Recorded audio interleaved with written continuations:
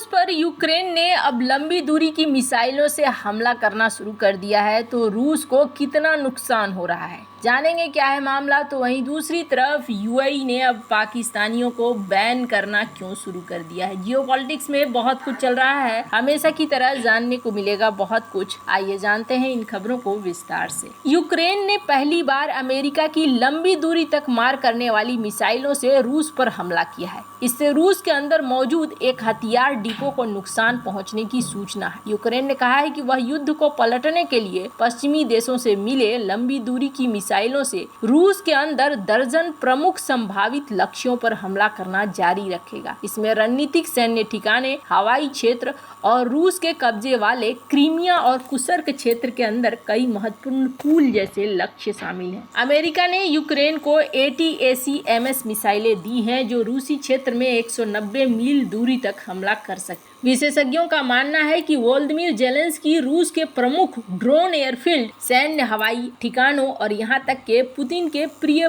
पुलों को निशाना बनाना चाहेंगे, जो रूसी सैन्य ऑपरेशन में बाधा डाल सके। हालांकि ऐसी खबरें हैं कि अमेरिका ने अभी के लिए यूक्रेन को केवल कुर्स्क क्षेत्र के अंदर इन मिसाइलों का उपयोग करने की अनुमति दी है। कुर्स्क प्रमुख युद्ध क्षेत्रों में से एक है, जहाँ रूस ने यूक्रेनी सैनिकों को खदेड़ने के लिए उत्तर कोरियाई सैनिकों को तैनात किया है। ब्रिटिश मीडिया द सन से बात करते हुए retired colonel Hamish de Bretton Gordon ने बताया है कि कैसे जेलेंस्की अपने सभी संसाधनों को यूएस निर्मित ATACMS का अधिकतम उपयोग करने में लगाएंगे। पूर्व ब्रिटिश सेना प्रमुख ने द सन को बताया कि वे अपना सारा समय और प्रयास यह सुनिश्चित करने में लगाएंगे कि इन महत्वपूर्ण हथियारों को सही जगह पर निशाना बनाया जाए। मुझे यकीन है कि इसकी शुरुआत कुर्स्क को रोकने की कोशिश से होगी। कुर्स्क पुतिन के दिल में एक खंजर है। समय वहाँ जो कुछ हो रहा है वो रूसियों के लिए बहुत महत्वपूर्ण है। हेनरी जैक्सन सोसाइटी के कार्यकारी निदेशक एलन मेंडोजा ने कहा है कि यूक्रेन कुर्स्क क्षेत्र के अंदर अग्रिम मोर्चे से दूर स्थित रूसी सैन्य परिवहन प्रणालियों और मिलिट्री बेस को नष्ट करने की कोशिश करेगा। उन्होंने द सन को बताया कि रूस अब हर जगह निशाने पर है और इससे कुर्स्क क्षेत्र में इस युद्ध के अगले चरण में होने वाले संघर्ष में बहुत बड़ा अंतर आने वाला है। उन्होंने कहा कि हम परिवहन ढांचे को नष्ट करने और अग्रिम पंक्ति से दूर स्थित सैन्य बलों को निशाना बनाने की बात कर रहे हैं। हम देख रहे हैं कि ठिकानों पर हमला किया जा रहा है और हवाई शक्ति को उन जगहों पर हमला करने की क्षमता से खत्म किया जा रहा है जहां से विमान उड़ान भर रहे हैं। हालांकि ये स्पष्ट नहीं है कि यूक्रेन को ATACMS मिसाइलों का उपयोग करके कितनी गहराई तक हमला करने की अनुमति दी जाएगी, लेकिन जेलेंस्की अब कई रणनीतिक लक्ष्यों को निशाना बना सकते हैं जो अब रडार के अंदर है। इसमें क्रीमिया में शामिल है, सबसे रणनीतिक और अपेक्षाकृत सुरक्षित स्थानों में से एक, जिसका उपयोग रूस यूक्रेन को नष्ट करने के लिए कर रहा है। पुतिन ने 2014 में ब्लैक सी प्रायद्वीप पर कब्जा करने के लिए अरबों डॉलर खर्च किए। इसके बाद उन्होंने क्रीमिया के एक बड़े हिस्से को एक मिलिट्री लॉजिस्टिक बेस में बदल दिया। यह क्षेत्र रूस के ब्लैक सी बेड़े का भी घर है। इसमें 6 airbase, command and control centre और एक हथियार डिपो सहित कई प्रमुख सैन्य बुनियादी ढांचा भी इसके साथ ही है। खैर, $3 बिलियन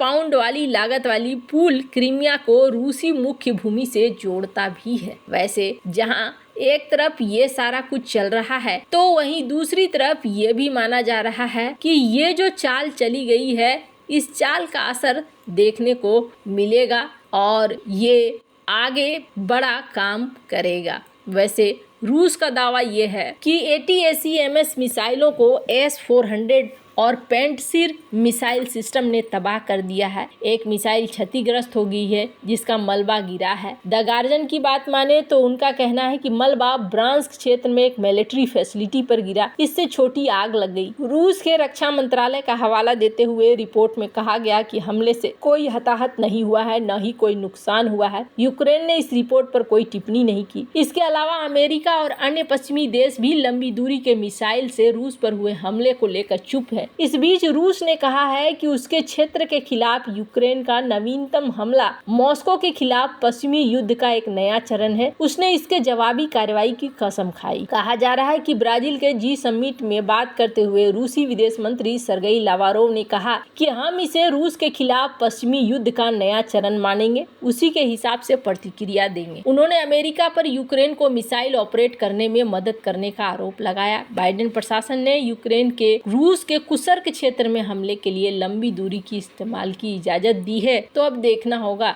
कि आगे क्या होता है। जहां एक तरफ ये सब कुछ चल रहा है, वहीं दूसरी तरफ संयुक्त अरब अमीरात ने पाकिस्तानी नागरिकों को वीजा देना बंद कर दिया है। बहुत सारे पाकिस्तानी नागरिकों को यूएई जाने के लिए वीजा की समस्या से जूझना पड़ रहा है। यहाँ तक कि पाकिस्तानी सेलिब्रिटीज और कारोबारियों को भी यूएई का वीजा नहीं मिल पा रहा है। यूएई में पाकिस्तान के राजदूत फैजल नियाज तिरमिजी ने इस बात को स्वीकार किया है कि पाकिस्तानियों को यूएई का वीजा हासिल करने में काफी दिक्कत हो रही है। सोशल मीडिया पर पाकिस्तान के आम लोग भी शिकायत कर रहे हैं कि उन्हें यूएई का वीजा नहीं मिल पा रहा है। यूएई में पाकिस्तानी दूतावास ने अपने एक्स अकाउंट से एक वीडियो पोस्ट किया है। इस पोस्ट में पाकिस्तान के राजदूत फैजल नियाज तिरमिजी कहते हैं कि पाकिस्तानियों को वीजा नहीं मिलने का मसला सुलझाने की कोशिश की जा रही है। अगर वीजा लेना है तो पाकिस्तानियों के पास रिटर्न टिकट होने चाहिए, होटल बुकिंग होनी चाहिए और 3000 दिरहम भी होने चाहिए। हमने FIA से कहा कि जो लोग आपके चेहरे से नजर आ रहे हैं उनके पास न वर्क वीजा है और टूरिज्म के लिए भी नहीं जा रहे हैं, बल्कि किसी मकसद से जा रहे हैं। उनको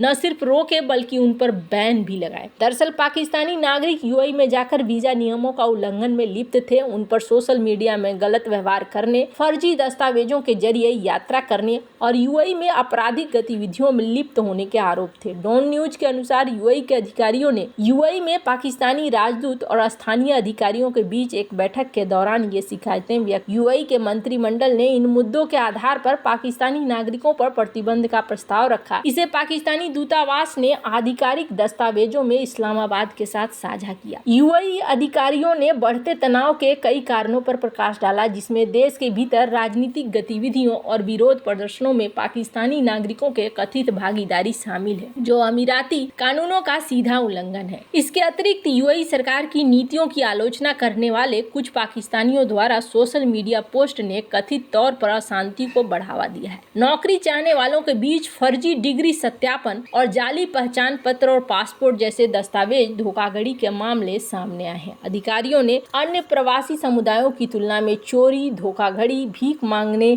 और भी नशीली दवाओं से संबंधित अपराधों को लेकर भी पाकिस्तानी नागरिकों की भागीदारी को चिन्हित किया है। इस वजह से पाकिस्तान के ऊपर अब धीरे धीरे कड़ाइयाँ बढ़ती चली जा रही हैं। वैसे आपको बता दूं, कुछ ऐसा ही हाल फिलहाल में सऊदी अरब ने भी किया है। सऊदी अरब ने भी अपने नियमों को कड़ा करना शुरू कर दिया है, जो माना जा रहा है कि पाकिस्तान के लिए हित में नहीं है। दुनिया भर में पाकिस्तान की एक अलग बेइज्जती होनी शुरू हो चुकी है, जो अब दिखने भी लगा है। खैर, अब यहाँ पर आने वाले समय में कई सारी चीजें देखने को मिल सकती हैं। वैसे जो यहाँ पर बैलिस्टिक मिसाइल से हमले की मंजूरी मिली है, क्या यूक्रेन का जापान वाला हाल होगा? क्योंकि आनन फानन में ये आदेश दिया गया, यूक्रेन ने इसका पालन भी कर लिया। ट्रम्प के सामने भी एक बड़ी चुनौती होगी कि आने वाले समय में वो कैसे हैंडल करेंगे। ट्रम्प को मुश्किल हालातों में फंसाने की कोशिश कर रहे हैं जो बाइडेन, जो देखने को मिल रहा है। आपको बता दूं, एक ऐसा ही चीज हो रहा है। राष्ट्रपति रीगन और सोवियत नेता मिखाइल गोर्बाचेव के बीच में 1987 के